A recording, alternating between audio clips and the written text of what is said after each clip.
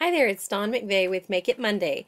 Today we're going to look at a really easy way to get some extra mileage out of our frame stamps. I don't know about you, but sometimes I find myself wanting to use a certain frame image but wishing it was just a bit larger. By simply stamping the frame twice and overlapping the images, a lot of times you can create a really beautiful larger frame that might be perfect for your project, and it's from a stamp that you already had in your collection. So let's get right to today's project. So to get started, I've got a frame image here from the Fillable Frames Editions #1 stamp set. I'm going to ink it up with Hawaiian Shores ink. And I'm going to stamp it toward the bottom of this piece of rustic cream cardstock.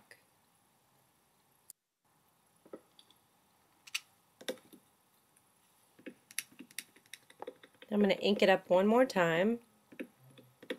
And this time I'm going to stamp it up above the previous frame.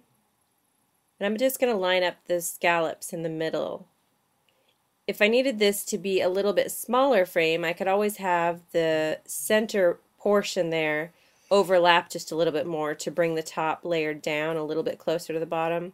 But I wanted this frame to be as big as I could make it, so that's why I've done it like this. Now I've got a sentiment stamp from the new anniversary set called Pretty Peonies. I'm going to stamp this happy birthday sentiment in Simply Chartreuse ink right toward the bottom of the frame. And now I've got a couple of embellishments here. These are just pieces of cardstock that I've stamped with the frame and the flower image from Pretty Peonies, and I've cut those out just for the sake of time so they're ready to roll here for the video. But I'm just going to add this frame first, and you'll see that by carefully positioning the frame just right, you can cover up the portion of the two fillable frames images that overlap so that what it looks like is one larger frame, and yet we were able to create it with a smaller frame that we already had in our collection. So you can totally get more mileage out of those frame images this way. Now we'll just use a bit more foam adhesive on the back of the flowers, and we'll adhere it right on top of the frame.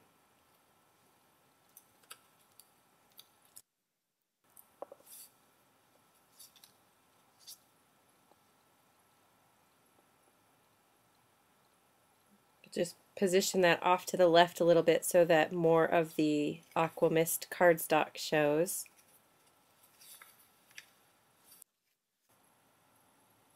Now I've got a little strip of pattern paper from the new Aqua Mist pattern pack. These papers are so versatile. I've just got a tiny little strip here I'm going to add to the bottom of the cardstock.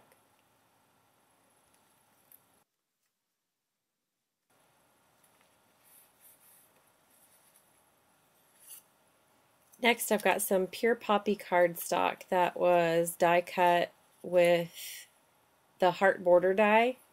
Just got a little scrap of pure poppy cardstock, and I want to use that scalloped edge to peek out from the bottom portion of this panel. So we'll put a little adhesive on the back and then just cover up half of the heart so that what's left is the scallops peeking out.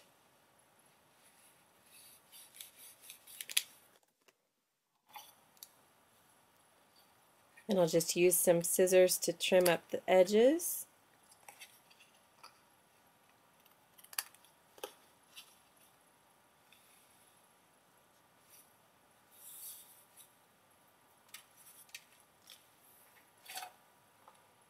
For one last detail, I'm going to use my corner chomper, the 1/4 inch corner, to round the top two edges.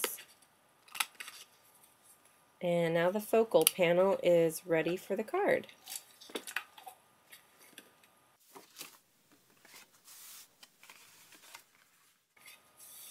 Now I've got some Aqua Mist cardstock that I've cut and scored to be a standard A2 size card. When it's folded, it's 4 1/4 inches by 5 1/2 inches. And I've got a couple of the outline flower images, also from the new Pretty Peonies anniversary set from Paper Tray. I'm going to ink these up with Hawaiian Shores ink.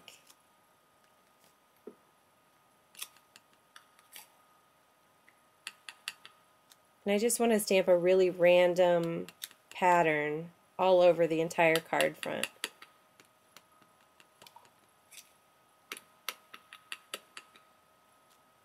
Just kind of back and forth, mixing it up with both the images and the positioning of the images.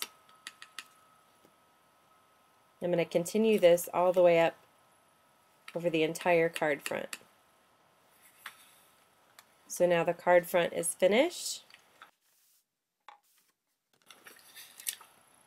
So I've got some foam adhesive. I'm going to use larger squares this time to adhere the panel to the front of the card.